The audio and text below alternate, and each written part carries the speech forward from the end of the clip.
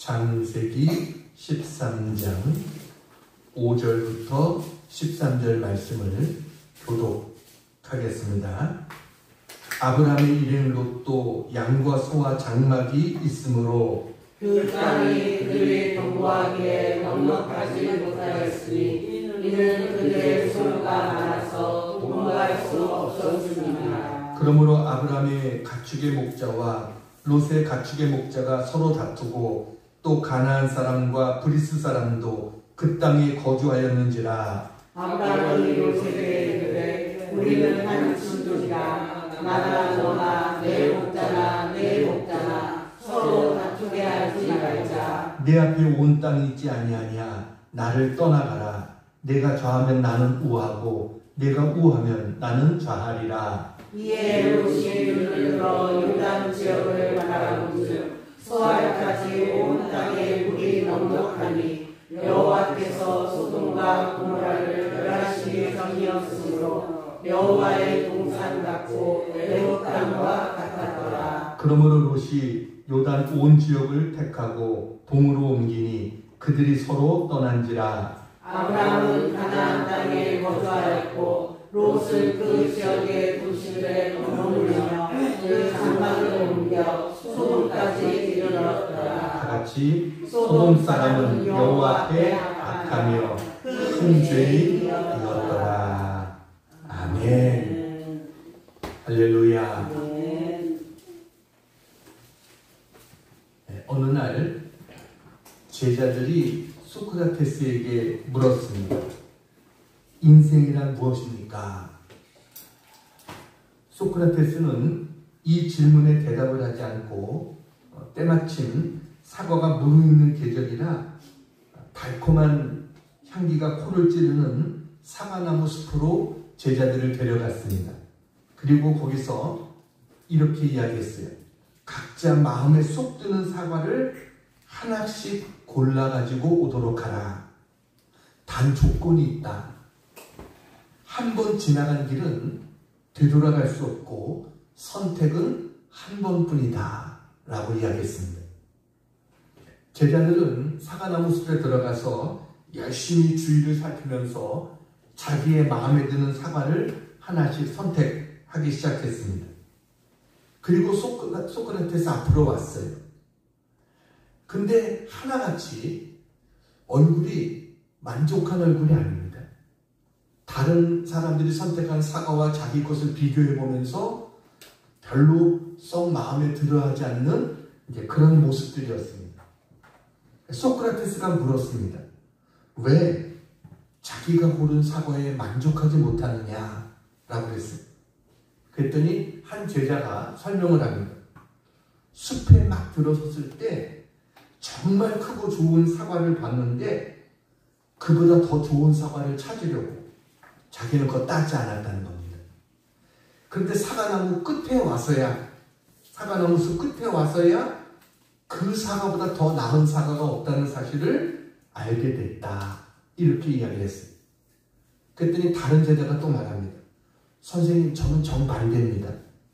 숲에 들어가자마자 제일 보기 좋고 크고 아름다운 사과가 있어서 저는 놓치지 않으려고 그 사과를 땄습니다. 그런데 오다가 보니까 그보다 좋은 게 많이 있었습니다. 그래서 후회스럽습니다. 이렇게 이야기를 했습니다. 그러면서 그들이 이구동성을 하는 얘기가 한 번만 더 기회가 주어지면 그러면 자기는 제일 멋진 사과를 선택할 수 있을 것 같다. 이렇게 이야기를 했습니다. 이 말을 듣고 있던 소크라테스가 단호하게 이야기했습니다. 안 돼. 그게 바로 인생이야. 라고 말했습니다. 인생은 언제나 한 번만 선택하는 것이거든. 그리고는 돌이킬 수 없는 거야. 이렇게 인생을 설명했어요. 여러분, 선택이라고 하는 것이 그만큼 중요하다는 것입니다. 선택은 자유지만 그 선택에 따른 책임은 나에게 있다라는 것이죠. 우리의 삶은 끊임없는 선택의 연속입니다. 우리는 인생을 살면서 선택이 얼마나 중요한지를 다 알고 있습니다. 한순간의 잘못된 선택 때문에 일평생 무거운 짐을 지고 살아가는 사람들도 있습니다. 그런가 하면 지혜로운 선택 때문에, 그래서 삶을 즐겁고 기쁘고 행복하게 살아가는 그런 사람도 있어요. 그래서 우리는 선택 앞에 늘 고민하는 겁니다. 어떤 것을 선택해야 될 것인가 늘 우리는 고민하게 되죠. 오늘 성경에 보면 아브라함과 롯의 중요한 선택이 나옵니다. 오늘 창세기 13장은 하나님께서 아브라함이라는 이름을 주시기 전이었어요. 그래서 아브람이라고 되어 있습니다. 이 롯과 아브람, 이들은 삼촌과 조카의 사이였습니다. 아브람이 고향 하란을 떠날 때 조카 롯이 삼촌을 따라 나섰습니다. 롯의 아버지는 고향 갈대아 우르를 떠나기 전에 이미 고향에서 죽었어요. 그래가지고 아마도 이 아버지가 일찍 세상을 떠났기 때문에 이 롯은 아브람을 아버지처럼 의지하면서 살았던 그러한 사람이 아니었나 이렇게 보여집니다. 그래서 아브라함이 떠날 때 그도 같이 떠난 겁니다. 이것은 이 둘이 아주 각별한 사이였다라는 것을 이야기해 주는 것이죠. 그런데 이 사이에 문제가 생겼습니다. 아브라함과 롯의 소유가 점점 많아지다 보니까 함께 거하기가 힘들어지는 거예요. 두 사람 다 많은 종을 거느리고 가축을 거느리고 있었습니다. 그러다 보니까 물이 부족하고 풀이 부족한 거예요. 이것 때문에 아브라함의 목자와 롯의 목자가 서로 자꾸만 다투는 일이 생겨났습니다. 그러니까 함께 있기가 어려워졌어요. 중요한 것은 이렇게 어려운 문제가 생겼을 때 어떤 선택을 하느냐, 이게 중요한 것입니다. 아브라함은 어떤 선택을 했고 롯은 어떤 선택을 했느냐, 이들의 선택은 이들의 운명을 전혀 다른 쪽으로 바꿔놨습니다. 생과 사로 갈라졌습니다. 축복과 저주의 경계선이 되어졌습니다. 그래서 오늘 이 두 개의 선택을 살펴보고 우리가 인생을 살면서 어떤 선택을 해야 될 것인가, 하나님 말씀을 통해서 우리 함께 은혜를 나누겠습니다. 자, 첫 번째 같이 한번 읽겠습니다. 시작. 롯의 선택이 있습니다. 자, 롯의 선택이 있습니다. 사람들은요, 대개 물질이 없을 때는 잘 동거합니다. 근데 물질이 많아지면 불화가 생기게 됩니다. 오늘 6절 말씀 한번 봅니다. 6절 하반절 빨간 글씨 읽겠습니다. 시작. 이는 그들의 소유가 많아서 동거할 수 없었음이니라. 여러분, 가축은 많고 물은 부족하고 풀도 부족하고 이러다 보니까 서로 자꾸만 다투게 되는 거예요. 우리 7절 말씀, 7절 같이 읽겠습니다. 시작. 그러므로 아브라함의 가축의 목자와 롯의 가축의 목자가 서로 다투고 또 가나안 사람과 브리스 사람도 그 땅에 거주하였는지라. 이들의 다투는 모습을 브리스 사람, 가나안 사람도 지켜보고 있었다는 겁니다. 그러니까 그들이 가나안 땅에 있었던 그 원주민들, 이들이 멀리에서 이방인들이 왔는데 이 이방인들이 서로 싸우는 거예요. 이걸 보면서 어떤 생각이 들까요? 어느 날 자기 동네에 하나님을 믿는다는 사람들이 찾아왔는데 와서 싸우는 거예요. 그러니 그들의 입장에서는 얼마나 참 이게 부끄러운 일이죠. 여러분, 이 세상에서 제일 부끄러운 것은 세상 사람들 보는 앞에서 믿는 사람들이 싸우는 것, 가장 보기 안 좋은 것입니다. 그러자 이런 모습을 부끄러워하던 아브라함이 조카 롯에게 말합니다. 8절 같이 읽겠습니다. 시작. 아브라함이 롯에게 이르되 우리는 한 친족이라 나나 너나 내 목자나 내 목자나 서로 다투게 하지 말자. 아이 싸움이 어른 싸움 되잖아요. 아내들의 싸움이 나중에 남편들의 싸움으로 번지게 됩니다. 그러니까 이런 유치한 싸움을 방지하기 위해서 아브라함이 택한 방법은 9절 말씀이에요. 9절 보세요.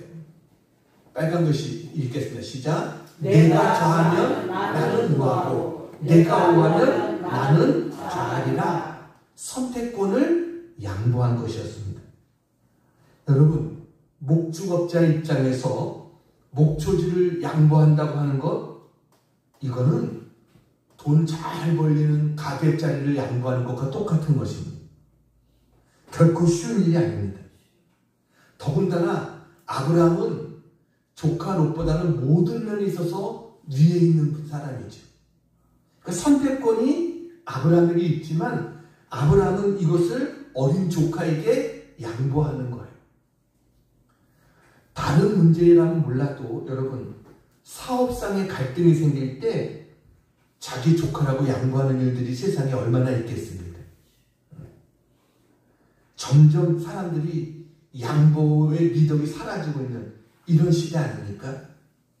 근데 삼촌이 이렇게 말하고 나섰으면 그러면 조카의 입장에서 예의상 한 번이라도 아닙니다. 삼촌이 먼저 선택하세요. 이렇게 해야지 옳은 것이죠. 그런데 롯은 그럴 생각이 꿈에도 없습니다. 그래가지고 10절 이하에 나오는 대로 어느 쪽이 좋은지 내가 먼저 선택하라. 그러니까 열심히 머리를 굴립니다. 어느 쪽이 좋을까? 그러다가 요단 지역을 바라봤어요. 그랬더니 그 땅이 마치 에덴 동산같이 좋아 보였고 그야말로 애굽 땅과 같이 좋아 보인 그런 곳이 바로 요단 동쪽의 땅이었습니다. 그래가지고 여러분, 그 땅이 애굽 땅같이 좋아 보였다는 건 좀 이해가 됩니다. 근데 여호와의 동산 같았다라고 성경은 말해요. 10절을 보세요. 10절. 자, 거기 보니까 여호와께서 소돔과 고모라를 멸하시기 전이었으므로 뭐라고요? 여호와의 동산 같고 애굽 땅과 같았더라. 여러분, 애굽 땅과 같이 좋다라는 것은 이해가 되지만 여호와의 동산 같았다? 이게 무슨 말이겠어요?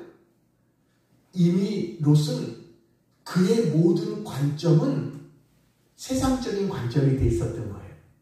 그래서 세상적으로 좋은 게 마치 천국같이, 마치 여호와의 동산같이 느껴졌던 겁니다. 그러니까 그가 어떻게 그의 그 생각이 얼마나 세상적이 되어졌는가 이것을 보여주는 거예요. 그런데 롯이 묵과했던 것이 있습니다. 오늘 저기 10절의 중간에 빨간 글씨에 여호와께서 소돔과 고모라를 뭐라고요? 멸하시기 전이었으므로 라고 말해요. 지금 하나님의 심판이 있기 전이었다라는 겁니다. 그러니까 이곳은 어떤 곳입니까? 장차 망할 곳이었어요. 이거를 장망성이라고 부르죠. 장차 망할 성이다. 근데 장차 망할 성이 지금은 뭐같이 보여요? 여호와의 동산 같고 애굽 땅 같이 보였다라고 말합니다. 그래서 롯은 그곳을 선택합니다. 12절 보겠습니다. 12절 빨간 글씨 시작. 롯은 그 지역의 도시들에 머무르며 그 장막을 옮겨 소돔까지 이르렀더라.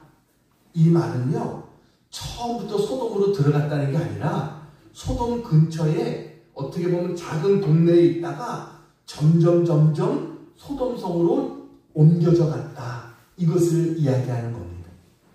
다시 말하면 점점 돈을 더 벌다 보니까 더 큰 아파트로, 더 좋은 문화생활을 누리기 위해서 대도시 안으로 더 옮겨갔다. 이것을 이야기하는 거예요. 그런데 그런 과정에서 롯이 조금 더 고려하지 않았던 사실이 있습니다. 13절입니다. 13절 시작. 소돔 사람은 여호와 앞에 악하며 큰 죄인이었더라. 그곳은 어떤 곳이에요? 소돔성은 동성애가 판을 치는 곳이었습니다. 동성애가 그렇게 무서운 것입니다. 오늘 우리가 차별금지법을 막아야 된다. 동성애 합헌을 막아야 된다.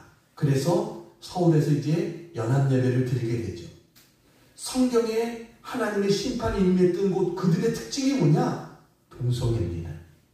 하나님의 창조의 질서를 어기고 이 동성애가 얼마나 무섭고 하나님이 심판하시는 것인지 알아야 된다는 거예요. 근데 사람들은 그걸 모르는 거예요. 그냥 차별금지법이라고 하니까 이름은 좋잖아요. 차별을 금지한다는데 누가 반대합니까? 다 거기에 속아 넘어가는 거예요. 그 차별을 금지한다는 것으로 인해서 가정을 파괴합니다. 제일 무서운 게 가정이 완전히 파괴되지는 거예요. 엄마 아빠도 사라지게 됩니다. 지금 외국에서는요, 부모 1, 부모 2로 불려집니다. 엄마 아빠가 아니라. 하여튼 온갖 잘못된 것들이 다 들어오게 되는 거예요. 소돔이 바로 그런 곳이었어요. 근데 이렇게 소돔이 이렇게 죄악이 판을 치는 이런 곳이었는데도 불구하고 롯은 자신의 신앙생활이나 자기 자녀들의 신앙생활에 이것이 어떤 영향을 끼칠 것인지 전혀 생각하지 않고 그냥 그곳에 가면 돈도 잘 벌 수 있고 풍족할 것 같고 모든 문화생활을 누릴 것 같고 그러니까 그곳을 선택한 거예요. 결국 그 선택은 최악의 선택이 되었고 여러분 그것 때문에 나중에 결국 롯은 어떻게 됩니까? 재산도 다 잃고 아내와 사이들은 불신한 가운데 멸망당하고 딸들은 아버지와 근친상간까지 저지르는 그렇게 될 정도로 타락된 가정, 이게 롯의 가정이고 말았어요.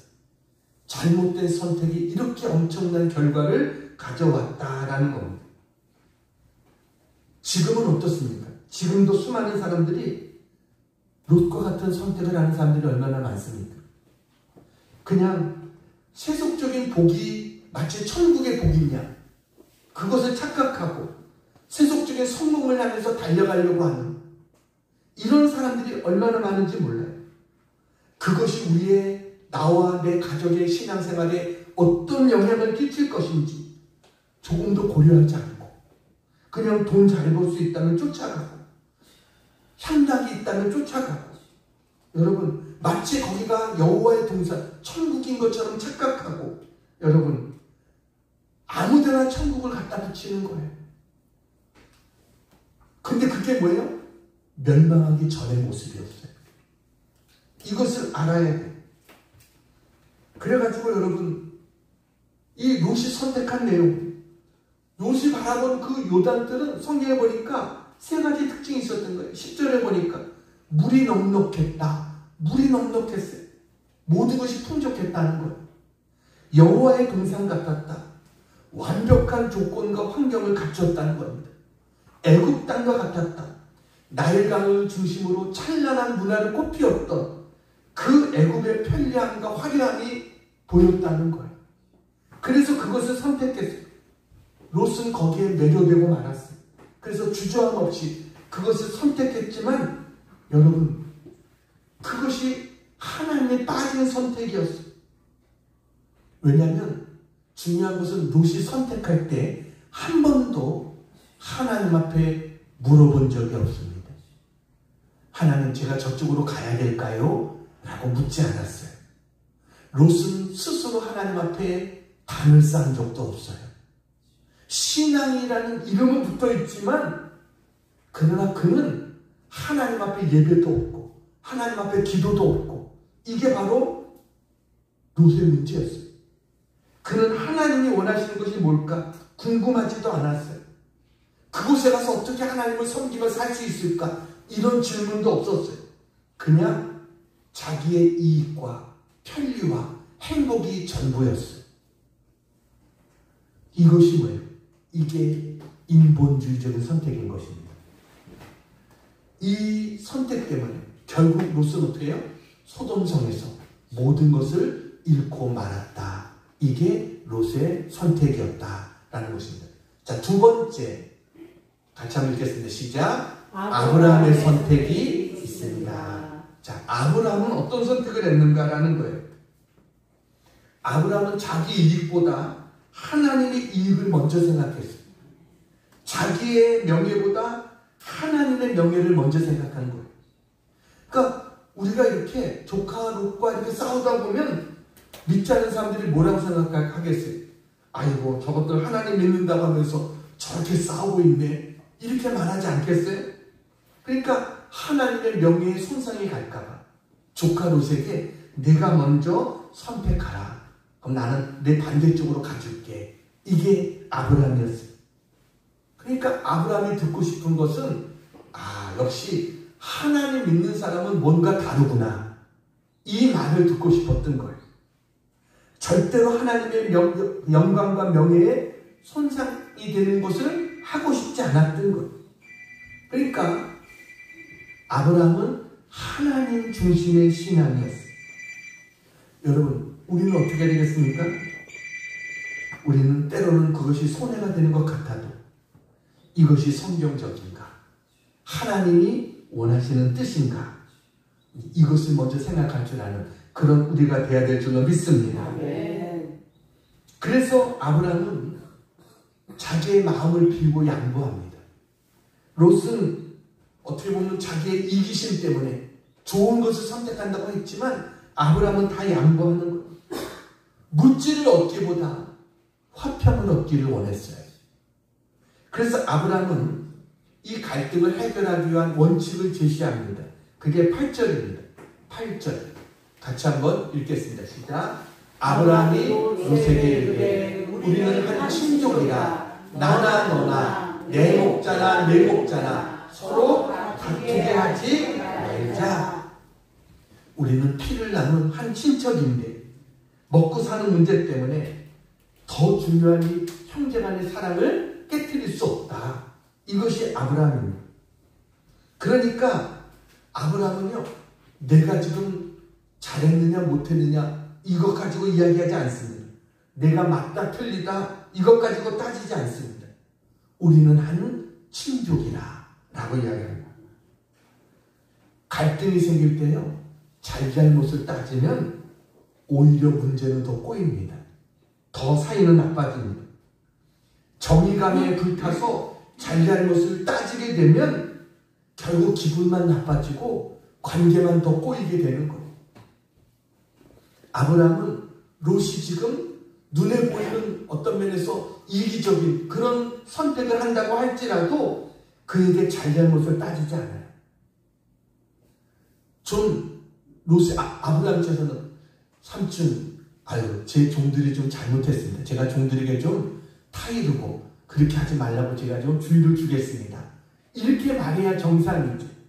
근데 그렇게 하지 않는데도 잘잘못을 따지지 않습니다. 여러분, 그러면서 아브라함이 했던 행동이 뭡니까? 9절 말씀입니다. 9절. 내 앞에 온 땅이 있지 않느냐? 나를 떠나가라. 이 좋은 것들이 많이 있지 않냐? 내가 먼저 선택하라 하는 거예요. 그래서 내가 좌하면 나는 우해주고 내가 우하면 나는 좌해주겠다. 이렇게 이야기했어요. 자, 이런 말을 들었을 때 롯이 어떻게 해야 될까요? 어떻게 해야 좋다고 생각됩니까? 롯의 입장에서는 삼촌, 저는 끝까지 삼촌을 따르겠습니다. 저도 조심하고 목자들도 주의 시킬게요. 이러면서 아브라함과 함께하는 것, 이게 롯이 선택해야 될 선택이었어요. 그런 선택을 보여준 사람이 있습니다.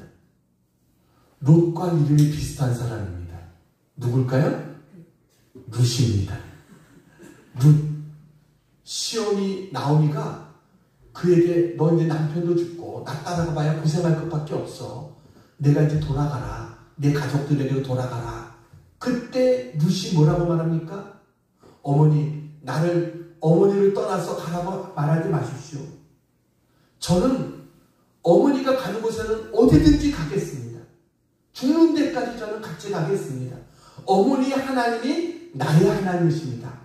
이게 룻의 고백이었어요. 그랬더니 어떻게 됐어요? 하나님이 룻에게 축복해 주잖아요. 그래서 룻기라는 책이 한 권 나오잖아요. 성경이 한 권의 책으로 실릴 정도로, 그리고 다윗의 할머니가 될 정도로 축복을 받은 그런 사람이 사람이 바로 룻이라는 사람이죠. 롯도 이름이 안 좋습니다. 롯도 네. 롯도 역시 그런 선택을 했어야 돼. 근데 그는 그러지 않았어요. 자기 눈에 보이는데 좋은 것대로 선택을 하는 거예요. 여러분, 그러나 아브라함은 그런 롯을 향해서 뭐라고 말합니까? 내 마음대로 해. 툭 던지지 않았어요. 짜증이나 어떤 미움으로 말하지 않았어요. 여러분, 이게 중요한 거예요. 화난다고 그냥 짜증 섞인 말, 미움의 말, 이런 말 던지면 관계는 깨지는 거예요.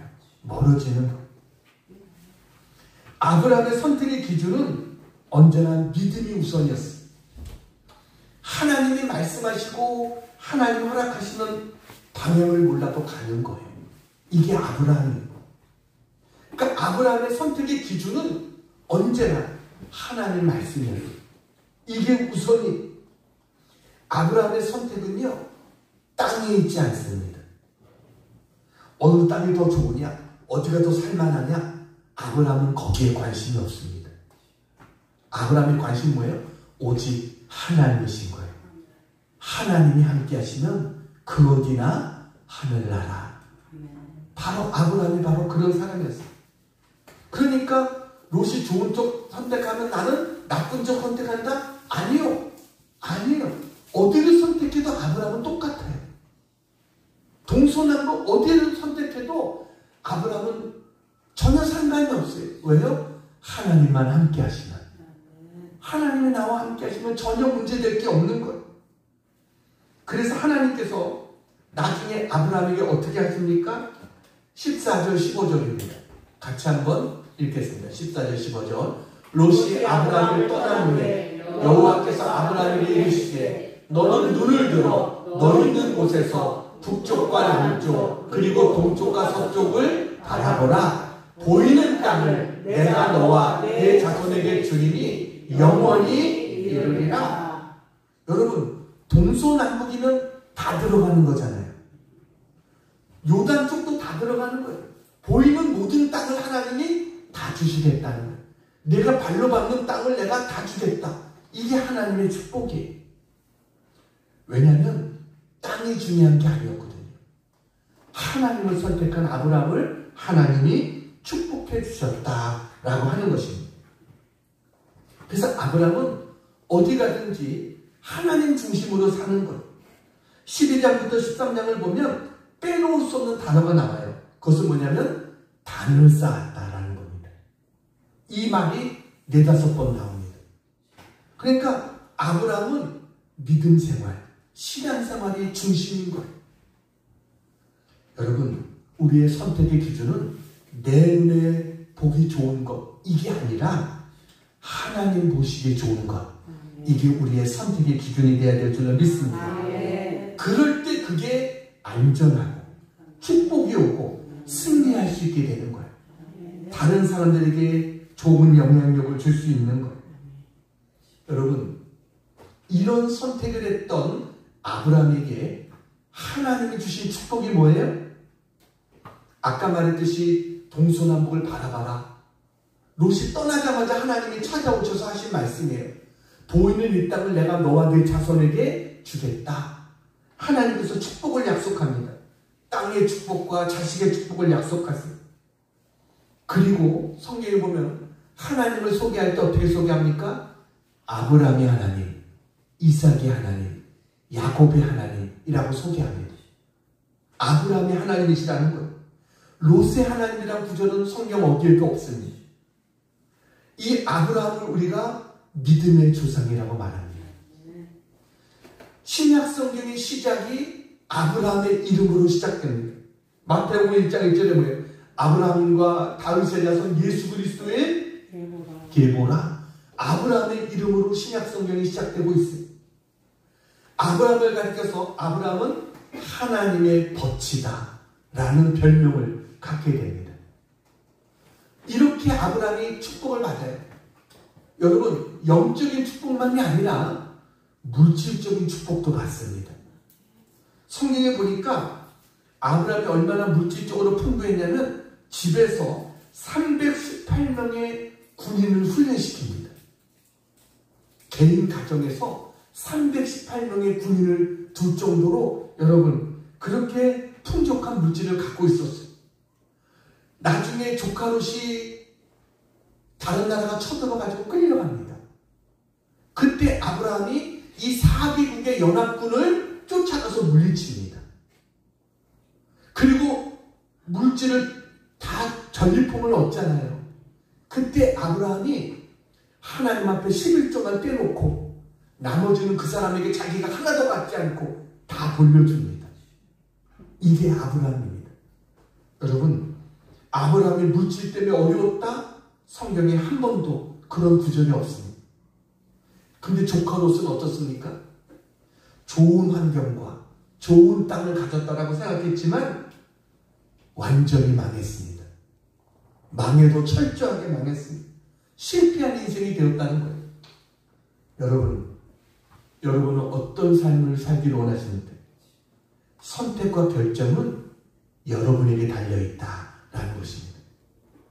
롯의 선택을 하느냐, 아브라함의 선택을 하느냐, 거기에 따라서 우리 인생은 달라지게 됩니다.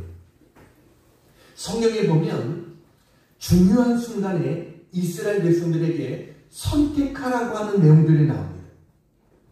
출애굽기 32장에 보면 모세가 하나님의 율법을 받기 위해서 시내산에 올라갔을 때 이스라엘 백성들은 밑에서 금송아지를 만들고 거기에 경배하며 광란의 축제를 벌이고 있었어요. 그것을 본 모세가 크게 분노해가지고 하나님께로 칭의받은 증거의 두 돌판을 산 아래로 던져서 깨트려 버립니다. 그리고 모세는 그들이 만든 송아지를 불살라 부셔서 가루로 만들어가지고 물에 뿌려서 이스라엘 백성들에게 마시게 합니다. 그리고 모세는 진 문 밖에 서서 백성들을 향해서 모세는 외칩니다. 뭐라고 하느냐? 출애굽기 32장 26절입니다. 같이 읽겠습니다. 시작. 이에 모세가 진 문에 서서 이르되 누구든지 여호와의 편에 있는 자는 내게로 나오라 하매 레위 자손이 다 모여 그에게로 가는지라. 여러분, 누구든지 여호와 편에 있는 자는 내게로 나오라. 선택하라는 거예요. 이때 누가 나섰어요? 레위 자손들이 모세에게 나갔어요. 그랬더니 하나님께서 모세를 통해서 명하십니다. 그들을 무장시키고 이스라엘 회중 가운데 방자히 행하는 자들을 죽이라, 이렇게 말씀하십니다. 그래서 이 레위 지파가 모세의 명대로 순종해가지고 이날 이스라엘 백성들 가운데 죽임을 당한 자가 대략 3,000명가량이었다라고 말합니다. 3,000명가량의 사람들을 죽입니다. 이때 모세는 이 레위인들의 행동에 대해서 뭐라고 말하냐면 29절입니다. 29절 같이 읽습니다. 시작. 모세가 이르되 각 사람이 자기의 아들과 자기의 형제를 쳤으니 오늘 여호와께 헌신하게 되었느니라. 그가 오늘 너희에게 복을 내리시리라. 아멘. 레위 지파가 뭐예요? 너희가 오늘 헌신했다. 그러면서 오늘 하나님께서 너희에게 복을 내리시리라. 할렐루야. 레위 지파는 복을 받게 됩니다. 왜요? 선택했기 때문에. 여호와 편을 선택했어요. 레위 지파는요, 원래 저주받은 지파입니다. 야곱이 12아들에 대해서 이야기할 때 시몬과 레위 지파는 잔혹한 칼이라고 그러면서 저주했어요. 그런데 레위 지파가 이 사건 때문에 축복의 지파로 바뀌어지게 됩니다. 하나님의 전에서 봉사하며 하나님을 섬기는 지파가 되어져요. 하나님의 선택을 받은 지파가 되어져요. 이게 레위 지파입니다. 저주가 축복으로 바뀌어졌어요. 왜요? 선택 때문에. 여호수아서 24장에 보면 여호수아가 임종을 앞두고 이스라엘 백성들을 세겜으로 모읍니다. 그리고 마지막 설교를 해요. 이때 여호수아가 이스라엘의 역사에 대해서 쭉 말합니다. 하나님 우리를 어떻게 인도하셨는가. 역사에 대해서 쭉 말한 다음에 자 15절 같이 한번 읽겠습니다. 빨간 글씨 시작. 너희가 섬길 자를 오늘 택하라. 오직 나와 내 집은 여호와를 섬기노라. 너희들이 잘 생각해 보라는 거예요. 하나님 섬기는 게 좋지 않게 보이면 우상을 섬기라는 거예요. 그러나 너희들 하나님이 정말 우리의 참 하나님이시다는 것을 믿으면 하나님을 선택하라는 거예요. 오늘 너희 섬길 자를 오늘 택하라. 오직 나와 내 집은 뭐예요? 여호와를 섬기겠노라. 이렇게 말해요. 여기에 대해서 자 이스라엘 백성들은 어떻게 합니까? 21절 같이 한번 읽습니다. 시작. 백성이 여호수아에게 말하되 아니니이다. 우리가 여호와를 섬기겠나이다 하는지라. 저들이 하나님 섬기겠습니다 라고 선택합니다. 그러자 여호수아가 기념비를 세웁니다. 3개입니다.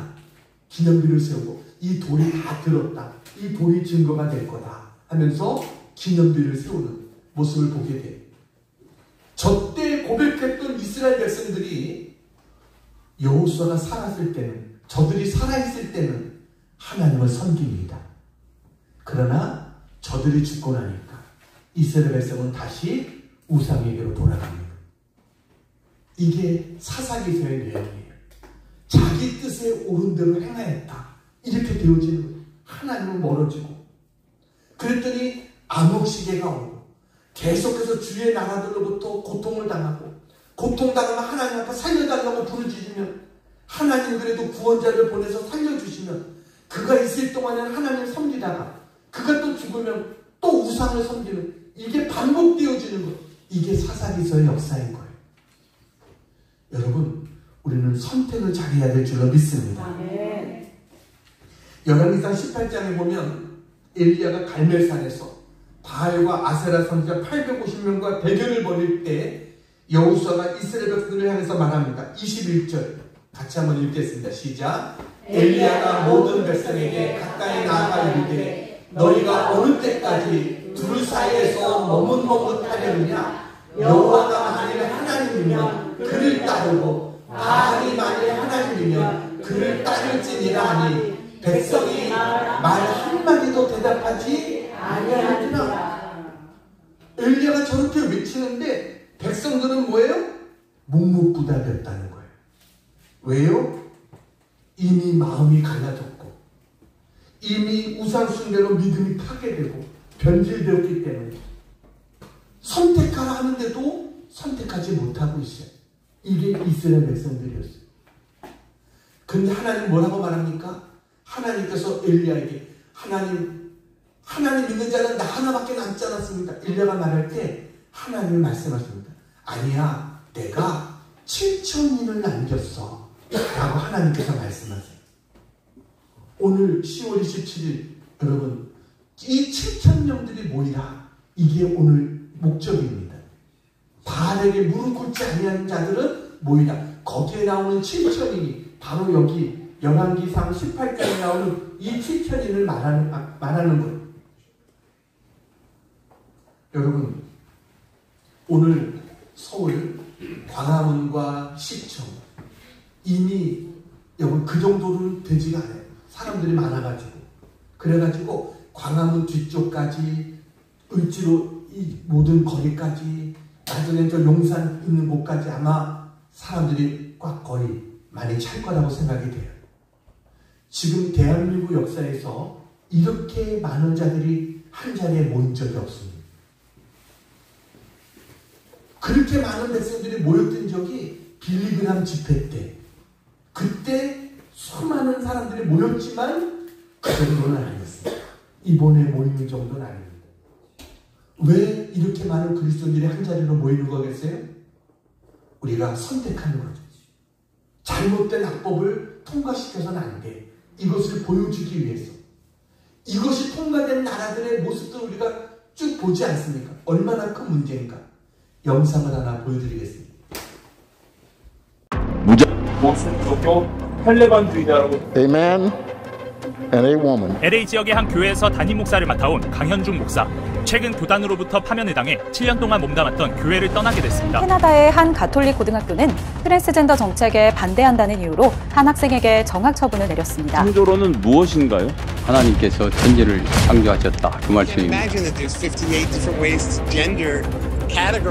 Choose male, female, or custom, or custom, or custom. 미국의 트랜스젠더 수영 선수 리아 토머스입니다. 성전환 수술은 받지 않았지만 여성으로 인정받았습니다. 성전환 수술도 받지 않은 상태인데요. 스웨덴에서는 엄마 아빠라는 말 대신 부모 1, 부모 2라는 단어를 사용합니다. 7세 아들의 성전환을 반대하는 아버지의 양육권이 박탈됐습니다. 앞으로 핀란드에서는 자신의 법적 성별을 쉽게 변경할 수 있습니다. 이에 따라 18세 이상의 핀란드인은 자기 선언만으로도 법적인 성별을 바꿀 수 있게 됐습니다. 핀란드 정부는 법안 악용을 막기 위해 성별 전환 요청을 연 1회로 제한한다는 방침입니다.